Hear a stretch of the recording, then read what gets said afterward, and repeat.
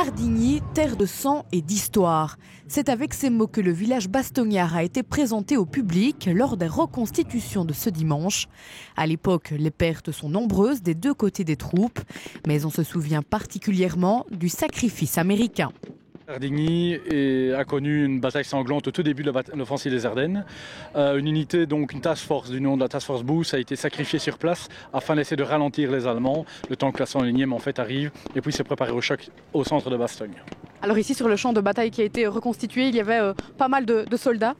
Nous avions 300 figurants, pas mal de chars et plus de 20 chenillés, dont des chars allemands d'une rareté finie.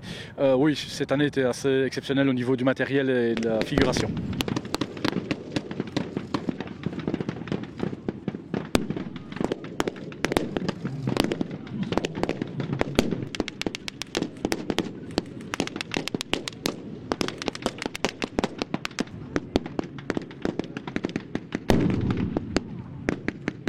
C'est important de reconstituer tout ça ici à Hardigny.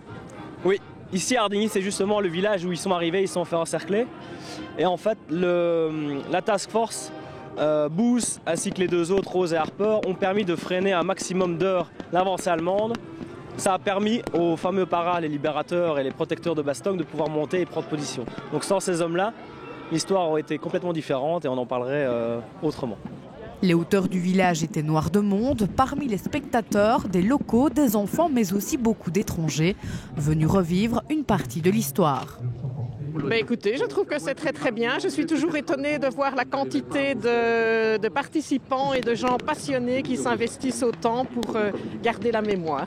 C'est ma passion, j'aime bien les chars et les outils de la guerre. J'ai jamais vu un reenactment comme ça, donc c'est pour ça la première fois que je suis ici. Je voulais le voir pour les chars et les camions, les jeeps. Je suis venu présenter une partie de l'histoire belge à mes enfants qui habitent en Allemagne.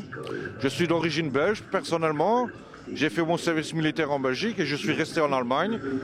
Et de ce fait, je suis venu ici avec mon fils pour présenter une partie de l'histoire belge. Hardigny se souvient et se souviendra toujours d'avoir été le théâtre d'un moment clé pour notre liberté.